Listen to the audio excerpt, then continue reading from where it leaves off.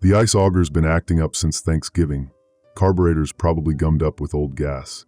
But I keep putting off the fix because that's what I do now. Put things off. Helen used to handle the small repairs. Said my hands were too rough for the delicate work. Guess she was right about that too. Grandpa, you're doing it again. I look up from the auger. My grandson Tobias, Toby, though his mother hates the nickname, stands in the doorway of the fish house, backlit by the weak February sun. 11 years old, and already got his mother's disapproving squint. Kid's been staying with me since the divorce got ugly, which means I'm responsible for keeping him alive out here on Leech Lake. Helen would have known what to do. She always did. Doing what? I say, though I know exactly what he means. Staring at nothing. You were looking at the auger like it killed your dog or something. Never had a dog. You know what I mean. I do. Been catching myself doing that more lately. Drifting off mid-task, half remembering things Helen said years ago. Dr. Peterson says it's normal grief, gives me pamphlets from the clinic in Walker, but what does he know? Man's from Wisconsin originally. Can't trust a Packers fan with Minnesota problems. Come help me with this thing, I say, gesturing at the auger. Carburetor needs cleaning before we head out. Toby doesn't move. He's got his phone out, one of those fancy ones his dad bought him to make up for the custody mess. Kid's always on that thing, even out here where reception cuts out every 10 minutes. Grandpa, look at this. If it's another one of those videos where someone hurts themselves for laughs. No, it's an emergency alert. From the county. That gets my attention. We don't get many official alerts out here. Last one was 2 years back when the Hendersons' place caught fire from a faulty wood stove. I take the phone from Toby, squinting at the bright screen. Emergency alert. Lakes and rivers no longer safe. Infected can travel under ice. Below it, another message, timestamp from 20 minutes ago. Emergency alert. Evacuate winter cabins immediately. What's that supposed to mean? Toby asks. His voice has that edge to it. Not quite scared yet, but getting there. Like infected with what? I hand the phone back, trying to remember if I heard anything on the radio this morning. But I haven't turned it on in days. Been listening to Helen's old Patsy Cline CDs instead, which probably makes me pathetic, but I'm 63 and my wife's dead, so I figure I've earned some pathetic. Probably some kind of hoax, I say, though I don't really believe it. County alerts go through official channels. Let me check the radio. Inside the cabin, really just a glorified shack that's been in my family since my grandfather built it in '52. The AM radio sits on the kitchen counter next to a half-empty bottle of Jim Beam. The bottle's been sitting there since New Year's. Not because I'm drinking less, but because I keep forgetting it's there. That's what Toby does, makes me forget to drink. Maybe his mother knew that when she asked if he could stay. The radio crackles to life, and immediately I know something's wrong. The usual morning talk show guy, Dennis something, always going on about ice fishing tournaments and resort gossip, is gone. Instead, there's a woman's voice, official sounding, repeated on a loop. All residents in Cass, Beltrami, and Itasca counties are advised to evacuate immediately. The infected can survive beneath ice. Repeat, the infected can travel under frozen water. Do not attempt to cross lakes or rivers. Do not. The signal cuts to static, then cycles back to the beginning of the message. Infected with what? Toby asks again. He's followed me inside, still holding his phone. Like a disease? I don't know. I turn the radio dial, but every station's either static or playing the same message. Try your phone. See if you can get any news sites. He taps at the screen, frowning. Everything's loading really slow. Reception's terrible. Of course it is.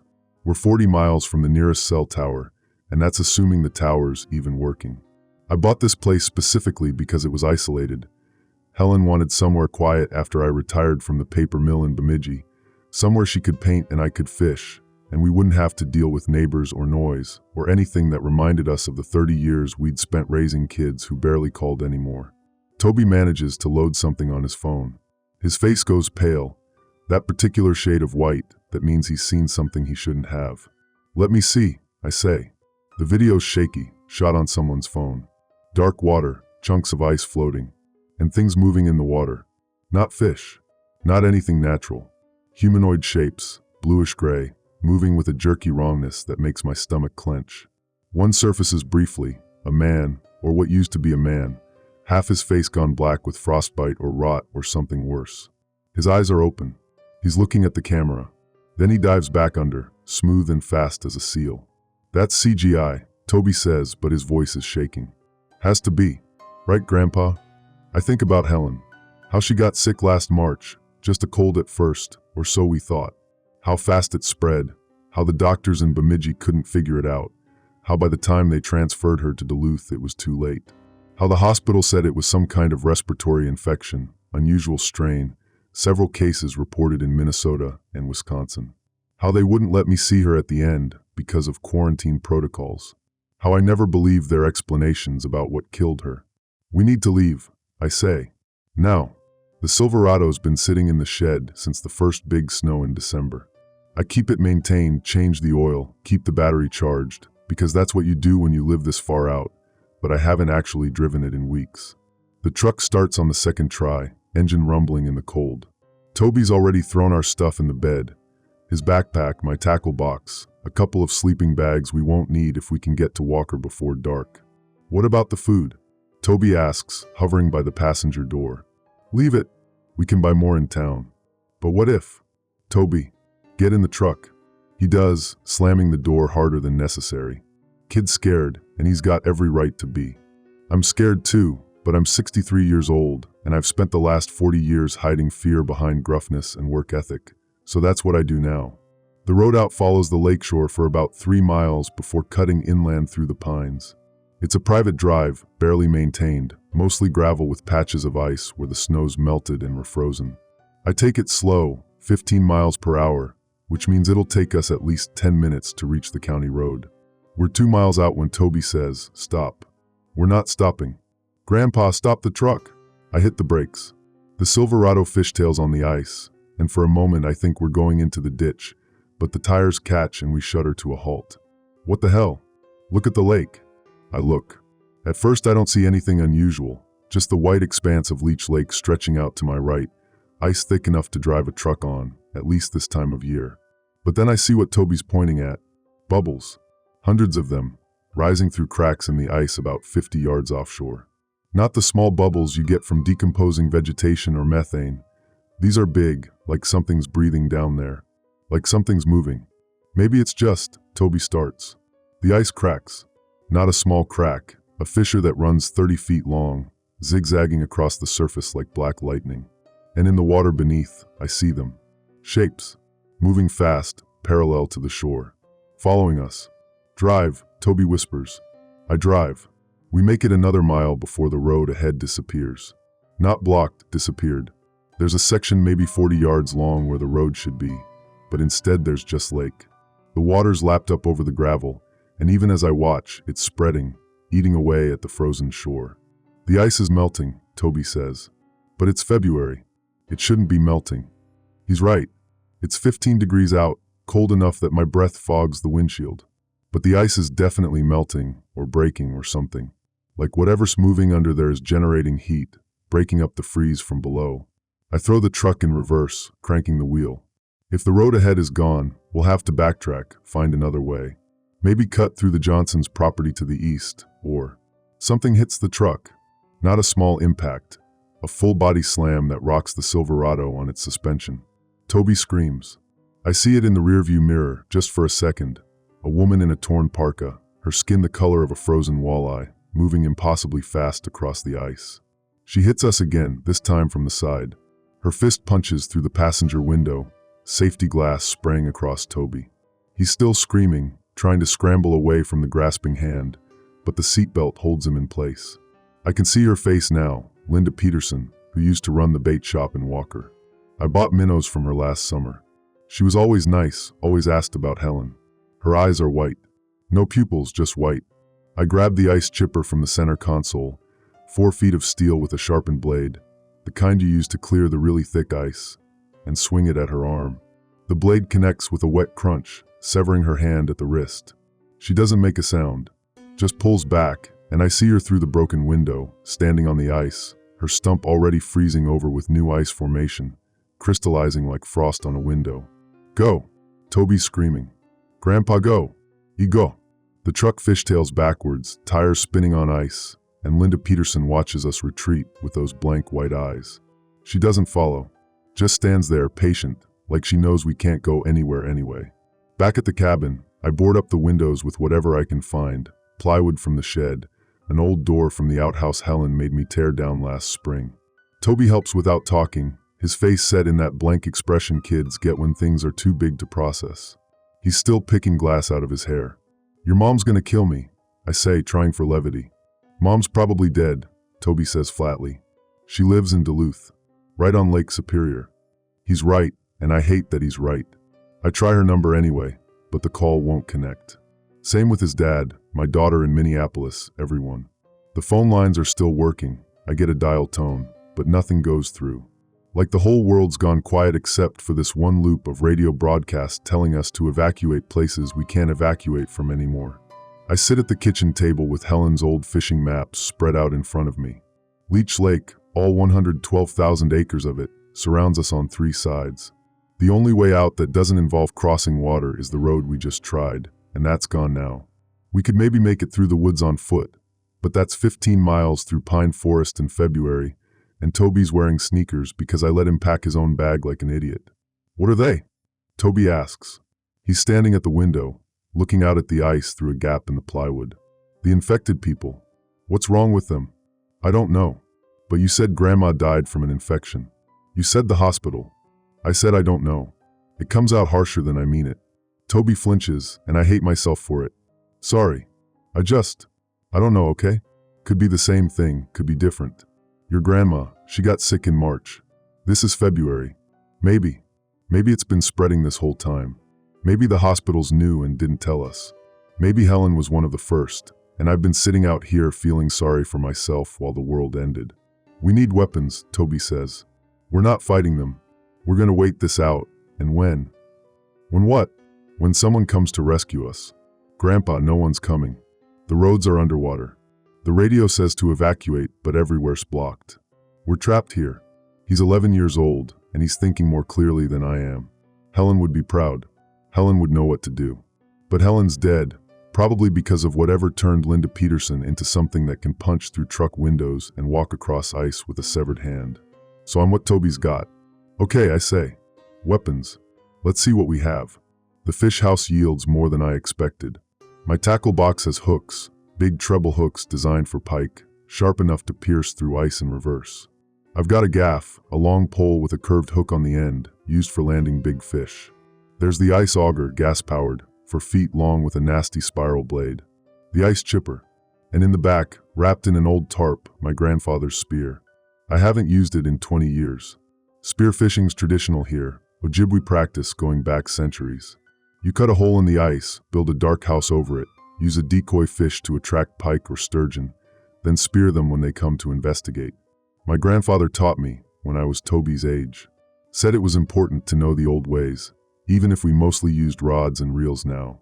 The spear's 5 feet long, steel tines sharp enough to pierce a 40-pound muskie. I test the weight, feeling the balance. It's good. Solid. "That's so cool," Toby says. "Can I?" "No. You get the auger. It's got reach, and it's heavy enough to knock something down even if you don't hit them right. I'm not strong enough to. You'll be strong enough when you need to be." I hand him the auger, watch him struggle with the weight. He's a scrawny kid, all knees and elbows, but he's got his grandmother's stubbornness. He'll figure it out. "Keep it by your side. Don't go anywhere without it." "What about food?"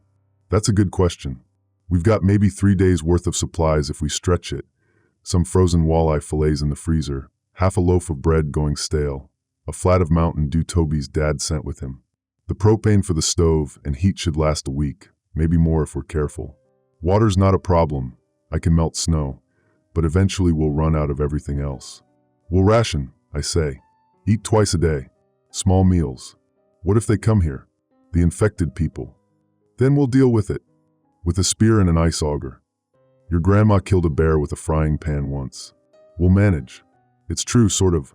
Helen hid a young black bear that got into our trash one summer, scared it off with a cast iron skillet to the snout. Didn't kill it, but the story got better with each telling. I think Toby knows I'm exaggerating, but he doesn't call me on it. Maybe he needs the lie as much as I do. Night comes early this far north in February. By 4 p.m., it's dark enough that I have to light the oil lamps. We've got electricity from the generator, but I'm conserving fuel, don't know how long we'll need it. Toby sits at the table, his homework spread out in front of him, but he hasn't written anything in an hour. Just stares at the math problems like they're written in a foreign language. "You okay?" I ask. Stupid question. Of course he's not okay. But he nods anyway. "Yeah, just thinking about Mom." I don't know what to say to that. I've never been good at comfort. That was Helen's job. She'd know how to talk to Toby, how to make him feel safe even when nothing's safe anymore. All I've got is the truth, and the truth is his mom's probably dead or worse. "Your mom's tough," I say instead. "Tougher than your dad ever gave her credit for. If anyone made it out of Duluth, it's her." It's another lie, but a kinder one. Toby goes back to his homework, and I go back to the window, watching the ice through the gap in the plywood. They're out there. I can see them now that it's dark, shapes moving across the frozen lake, dozens of them, maybe more. They don't walk like living people. They glide, almost floating, their movements smooth and wrong. Every few minutes, one stops, stands still, turns to face the cabin. Like they know we're here. Like they're waiting. At 2 a.m., the ice cracks. It's a sound like a gunshot, sharp and sudden, and it wakes both of us. Toby stumbles out of the bedroom, clutching the ice auger, his eyes wide with fear. "What was that?" "Ice shifting. It's normal." "Nothing's normal anymore, Grandpa." He's right again. The ice on Leech Lake is 3 feet thick this time of year. It doesn't just crack, not without reason. I pull on my boots and parka, grab the spear. "Stay inside," I tell Toby. "No way. I'm coming with you." "Toby, you said we're a team. Teams stick together." Helen would tell me to keep him inside, keep him safe. But Helen's dead, and I'm tired of making decisions alone. "Stay behind me, and if I tell you to run, you run. Understand?" He nods. We step outside into the killing cold. It's maybe 5 degrees, wind cutting through my parka like it's not even there. The moon's up, nearly full, bright enough to cast shadows across the snow. And on the lake, maybe 30 yards from shore, there's a hole in the ice. Not a crack, a hole. 10 feet wide, edges jagged like something punched through from below. And in the hole, I see movement. Ripples in the dark water. Something swimming just beneath the surface. "We should go back inside," Toby whispers. But I'm already walking toward the shore, spear ready. Because I know what I'm going to see, what I've been avoiding since the emergency broadcast. Since Helen died. Since I stopped believing the hospital's explanations about infection and respiratory failure and natural causes. The thing that surfaces from the hole isn't Linda Peterson. It's not anyone I recognize. But it used to be human, a man middle-aged, wearing the remains of a fishing jacket. His skin has that same bluish-gray tone, like frozen meat, and his eyes are white. No pupils, no recognition. But he's carrying something, clutched in his frozen hands like an offering. It's a wallet, waterlogged, falling apart, but still recognizable. And even from 30 feet away, I can see the photo in the clear plastic sleeve, a woman with dark hair and a bright smile. "Helen." "Grandpa." Toby's voice is small, scared. The thing that used to be a man drops the wallet on the ice and sinks back into the water. No sound, no warning, just gone like it was never there. I should go look at the wallet, should confirm what I already know. But I can't move, can't breathe, because I'm finally understanding what I've been refusing to accept. Helen didn't die from an infection. She became one. And she's out there, under the ice, in the lake, waiting. Dawn breaks gray and cold. I haven't slept. Toby's passed out at the table, head on his arms, the ice auger still clutched in one hand. The wallet sits on the counter, where I left it after finally working up the courage to retrieve it. I haven't opened it. Don't need to. I know it's Helen's. Know what it means. The question is what to do about it.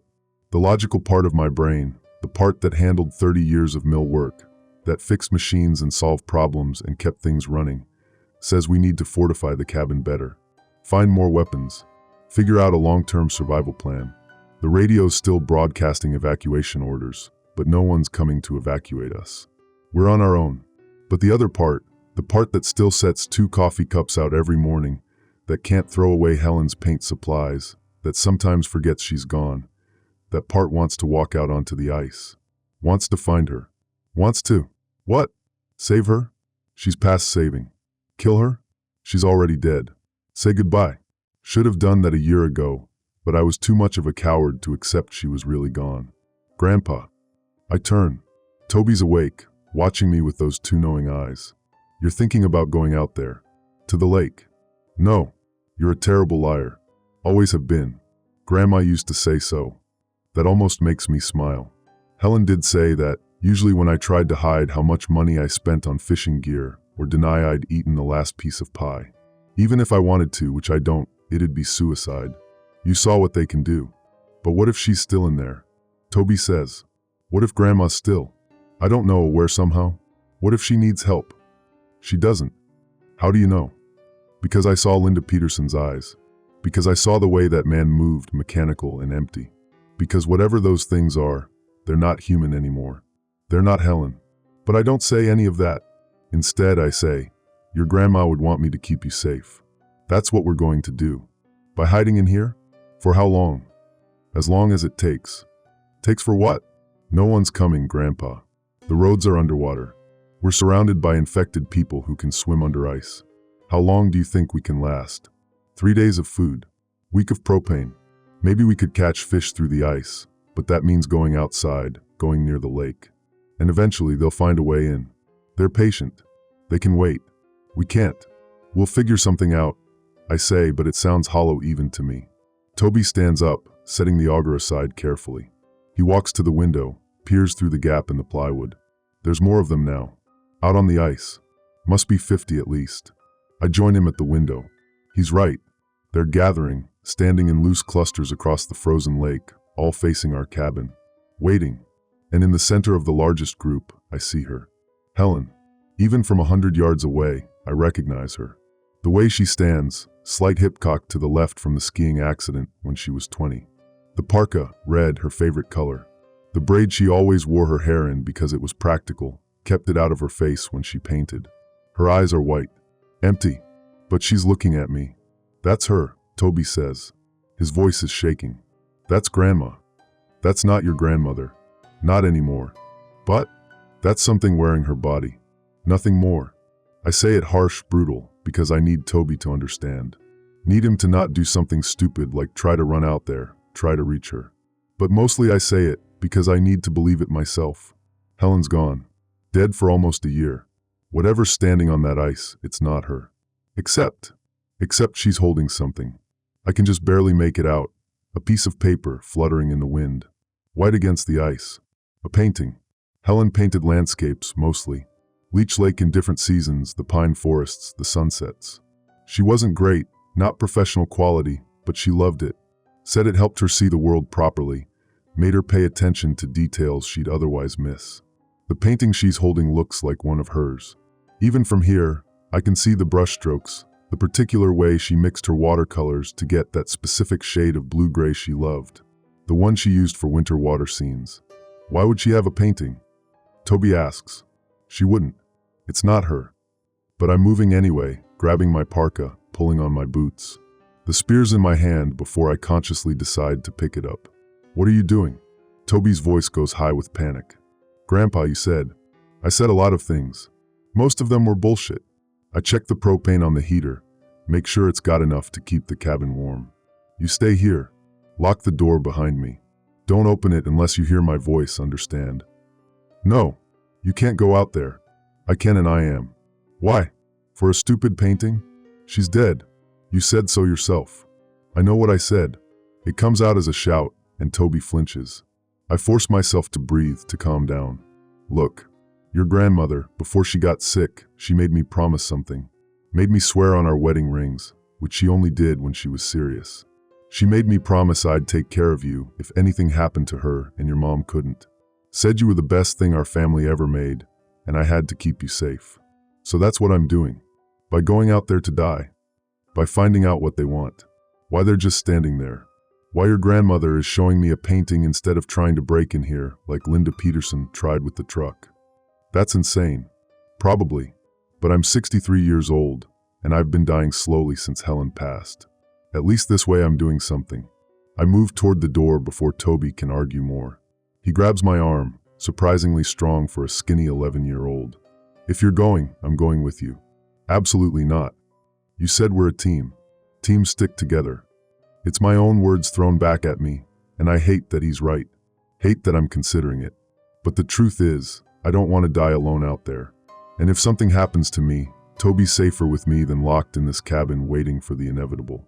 You carry the auger, I say finally. Stay behind me. And Toby, yeah, your grandmother would be so proud of you.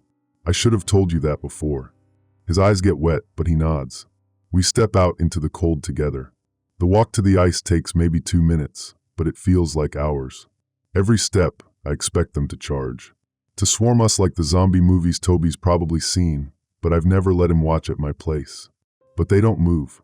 Just stand there, 50 or more infected people, silent and patient. Helen's at the front. Up close, she looks worse, skin mottled with black frostbite, ice crystals forming in her hair and clothes. Her eyes are still white, pupils gone. But the way she tilts her head when she sees me, that's pure Helen. That's the expression she'd make when I said something particularly stupid, and she was deciding whether to laugh or lecture me. Helen, I say. My voice cracks. Baby, if you're in there. She holds up the painting. It's definitely hers, a winter scene of Leech Lake, painted last year before she got sick. I remember her working on it at the kitchen table, complaining about getting the ice color right. She gave it to me for Valentine's Day. Said it was our lake, our life together, captured in watercolor and paper. I hung it in the bedroom. Last place I saw it was on the wall next to our bed. How did you? I start, but the question dies. Because I know how. She went back to the cabin, went inside, took the painting from our bedroom wall, brought it here. What does it mean? Toby whispers. He's pressed against my back, auger ready. I don't know. But Helen's moving now, slow and careful, setting the painting down on the ice. Then she steps back, makes a gesture, a sweeping motion with her arm, indicating the lake. The ice. The water beneath. She wants us to go with her. Into the lake. Under the ice. No, I say. Helen, we can't. You know we can't. She makes the gesture again, more insistent. And behind her, the other infected start moving. Not toward us, toward the hole in the ice. One by one, they slip into the water, silent and smooth, until only Helen remains. Grandpa, Toby says. I think she wants to show us something. She wants us to drown. But what if she doesn't? What if there's something down there, something that explains all this? I look at my grandson, this brave, terrified kid who's been through more in 2 days than most people experience in a lifetime. Then I look at Helen, at the empty white eyes that might still have my wife somewhere inside. The radio said the infected can travel under ice. Didn't say why. Didn't explain what they want, where they're going, what the end game is. Just said evacuate, stay away from water, avoid the infected. But we can't evacuate. We can't avoid the water, it surrounds us. And the infected are right here, led by my dead wife, who somehow remembered our bedroom painting and thought it was important enough to bring to me. Maybe she's not trying to kill us. Maybe she's trying to save us. Or maybe I'm just an old man who can't let go, who'd rather drown with his wife than live without her. If I do this, I say to Toby, you stay here. You stay in the cabin, you wait for real help. No way. Toby, you're not leaving me alone. Not after everything. If you go in the lake, I go in the lake. I should fight him on this. Should order him back to the cabin, should tie him up if I have to. But I'm tired. So tired. And maybe he's right. Maybe we've been alone too long, Helen and me, then me without her, and now me trying to protect Toby by keeping him separate when what he needs is to be together. What we both need is to be together. Okay, I say. Okay. We go together. Helen's already in the water by the time we reach the hole in the ice. I can see her below the surface, pale shape in the dark water, swimming down, down, down. The water's so cold it burns when I lower my hand in, testing. It'll kill us in minutes, maybe seconds. There's no way we survive this. But Helen survived it, in a way. And all those others. They survived. Changed, sure. But alive. Sort of. On 3, I tell Toby. 1, 2. On 3 we jump. The cold is everything. It's not pain, not exactly. It's the absence of everything warm, every comfort, every memory of summer days and Helen's hand in mine, and hot coffee on winter mornings. The water closes over my head, and I'm sinking, the weight of my parka and boots pulling me down, down, down into darkness. I should be dead already. Should be drowning, lungs filling with water, body going into shock. But I'm not. I'm breathing, not air, but something else, something that fills my lungs like water but doesn't choke me. It's wrong, completely wrong, but it's keeping me alive. Toby's beside me. I can just make him out in the murky water, his eyes wide with terror, still clutching the ice auger. But he's breathing too. Or doing whatever I'm doing that passes for breathing. And ahead of us, Helen. She's waiting, swimming in place, her hair drifting around her face like seaweed. She gestures again, come follow, and starts swimming deeper. We follow. The lake bottoms maybe 40 feet down here, but it feels like we're descending forever. The darkness is complete, but somehow I can see. Everything's blue-gray, shadowy, but visible. I see other infected people, swimming past us on unknown errands. I see fish, walleye, northern pike, swimming normally, unconcerned by the dead people in the water. I see structures, shapes I don't understand, geometric patterns carved into the lake bed like massive crop circles. And I see Helen, swimming towards something. A place where the infected are gathering. Hundreds of them, maybe thousands, all congregated around something at the deepest part of the lake. It's a structure. Not natural, too regular, too deliberate. Like a building, but made of ice, grown up from the lake bed in spirals and columns. And inside it, through the translucent walls, I see light. Not sunlight. Something else. Something that pulses like a heartbeat. Helen reaches the structure and turns to face us. In the weird underwater light, I can finally see her face clearly. The white eyes, the frostbitten skin, but also something else, a recognition. She knows me. She knows Toby. Whatever she's become, there's still something of Helen in there. She places her hand on the ice structure. The light inside pulses brighter, and suddenly I understand. Not in words. I don't think I could explain it in words, but I understand. The infection isn't a disease. It's an adaptation. Something in the water, something old, older than the lake itself. It's been here forever, dormant, waiting. And when the winters got warmer, when the ice started melting earlier, breaking up the patterns of freeze and thaw that kept it contained, it woke up. And it needed hosts. Bodies that could move through water and ice, that could survive the cold, that could spread it further. So it took the dead, the dying. People like Helen, people with respiratory infections that made their bodies weak, made them susceptible. But it didn't just take them. It preserved them, changed them, made them part of something bigger. Helen's hand moves, beckoning, and I realize she's not asking us to join them. She's showing us how to survive, because the cabin won't last. The propane will run out. The food will disappear. Eventually, we'll freeze or starve, or the infected will find a way in. But if we become like them, if we let the water change us, we'll survive. We'll be together. Helen and Toby and me, like we should have been before she got sick. All we have to do is stay under. Let the cold in. Let the water fill us completely. Toby's looking at me. Even underwater, even transformed by the strange blue light, I can read his expression. He's asking me what to do. Asking if we should trust this, trust Helen, trust that this is salvation and not damnation. I think about the last year, the loneliness, the grief, the slow dying I've been doing since Helen passed. I think about Toby's mother, probably dead in Duluth. His father, who knows where. All the people we've lost, all the ways we've failed to keep each other safe. And I think about Helen, standing on the ice with her painting. The life we had, the lake we loved, the quiet we came here for. Maybe this is just a different kind of quiet. I reach for Toby's hand. His fingers are cold, but they close around mine. Solid, real, together. And together, we swim toward Helen. The water fills me slowly. Not all at once, that would be drowning. This is something else, something gradual. I feel it in my lungs first, that strange breathing not breathing sensation. Then my skin, going numb but not dead. Then deeper into my bones, my blood, my brain. Toby's beside me, going through the same process. His eyes are changing, the pupils fading to white, but he's not scared anymore. He's curious, watching the ice structure, the patterns of light, the other infected moving through the water like a school of fish with a single mind. Helen's touching us now, her hands on our faces. Cold but gentle. Her expression hasn't changed, still that empty white-eyed stare, but I feel her anyway. Feel her love, her relief, her joy that we're here, that we're together, that we're safe. The cold reaches my heart.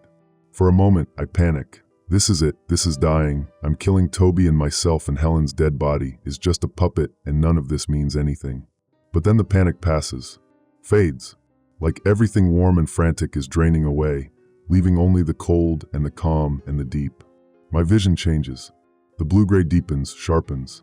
I can see further now, can make out individual infected people hundreds of yards away. Can see the fish, the plants, the microscopic organisms in the water. Can see the structure's patterns, mathematical and beautiful, spreading across the lake bed like roots from a tree. And I can see the others, not just in Leech Lake, In all the lakes, all the rivers, across Minnesota, Wisconsin, Michigan, anywhere the water's cold and deep. Thousands of us, millions, all connected, all part of the same network, the same consciousness, the same vast and patient thing that's been waiting in the cold water since before humans had words for ice or death. Toby's eyes are white now, but he's smiling. I haven't seen him smile, really smile, since before his parents' divorce. Since before Helen died. He looks happy. Helen's smiling too, or what passes for smiling with a frozen face. She takes our hands, both of us, and we swim together deeper into the structure, into the light, into the cold that isn't cold anymore, just a comfortable absence of heat. Other infected pass us, swimming on their errands. Some I recognize, Linda Peterson, the man who brought Helen's wallet, people from Walker and Bemidji and places I've never been. All of us moving together, purposeful, patient. We have work to do. The thaw is coming. Spring will arrive, and when it does, we'll spread. Up the rivers, into the tributaries, anywhere the water flows. We'll find the ones who are ready to join us. The sick, the dying, the grieving. The ones who are tired of fighting the cold. We'll show them what Helen showed us, that there's peace in the deep water. Safety in the ice. That death isn't an ending, but a transformation. I still remember my name. Remember I'm Jack Morrison, retired mill worker, widower, grandfather. Remember the cabin on Leech Lake, the Silverado in the shed, the Jim Beam on the kitchen counter. Remember Helen's paintings, Toby's homework, the radio broadcasting evacuation orders no one can follow. But those memories are distant now, like something that happened to someone else, in another life, in the warm world above. Down here, in the cold, I'm something new. Something that doesn't need names or memories or grief. Something that just is, existing in the patient darkness, waiting for spring, waiting for the ice to break, waiting to bring others into the deep, where they'll be safe and together and transformed. Helen squeezes my hand. Toby squeezes the other. We swim deeper, following the lights, following the patterns, following the pull of something vast and ancient and cold. The cabin's empty now. Above us, through 40 feet of water and 3 feet of ice, I can sense it. The generator running out of fuel. The propane cooling. The plywood on the windows starting to rot. The emergency broadcast still playing on the radio, warning people to evacuate, to stay away from the water, to avoid the infected. But no one's listening. Not anymore. The roads are all underwater. The towns are flooding. The ice is breaking despite the cold, because we're breaking it, millions of us, working together to crack the freeze, to let the water flow, to spread the change as far as it will go. By spring, Minnesota will be ours. By summer, the whole country. By next winter, everyone will understand what we already know, that the cold isn't something to fear or fight or hide from. It's something to embrace. Sometimes I surface.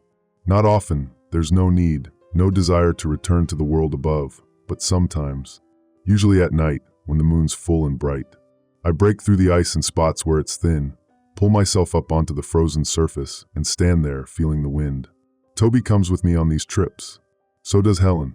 We stand together, a family again, looking at the empty cabins along the shore. Looking at the abandoned trucks on the roads, the dark windows in Walker, the silent radio towers. Sometimes we see others who haven't joined us yet. Survivors holed up in houses, burning furniture for heat, rationing food that won't last. They see us sometimes, these survivors. See us standing on the ice, patient and still. They board up their windows, barricade their doors, try to pretend we're not here. But they are running out of time, out of food, out of heat, out of hope. When they're ready, when the cold and the hunger and the isolation become too much, they'll come to us. They'll walk onto the ice. They'll look into the holes we've made, see the light below, see us waiting. And they'll jump, not because we're forcing them, not because we're monsters who hunt and kill, but because we're offering something the warm world can't anymore: peace, community, an end to fighting and fear and loss. We're offering transformation. Tonight, I see someone watching from the Johnson's cabin, a woman middle-aged, alone. She's standing at the window, a blanket wrapped around her shoulders, staring at us across the ice. I recognize her, Diane Johnson, the dentist from Bemidji. She treated my teeth for 15 years. Always made small talk, asked about Helen, gave Toby sugar-free lollipops even though he was too old for them. Her face is thin, too thin. She hasn't been eating. I raise my hand. A wave. A greeting. Come join us, Diane. Come be safe. She doesn't wave back, but she doesn't look away either. She just stands there watching, thinking, weighing her options in a world that's run out of good options. Tomorrow, or the next day, or the day after that, she'll walk down to the shore. She'll step onto the ice, and we'll be waiting. Helen squeezes my hand. Time to go back. The sun's coming up, and the light hurts now, makes our eyes ache. We prefer the darkness, the deep water, the comfortable cold. Together, the three of us walk to the nearest hole in the ice and slip back into the water. Back home, back to the deep, back to the cold that isn't cold anymore, just a comfortable absence of everything that used to hurt. Spring comes. The ice breaks. We spread. I am Jack Morrison. I am Helen's husband. I am Toby's grandfather. I am the deep water. I am the cold. I am home.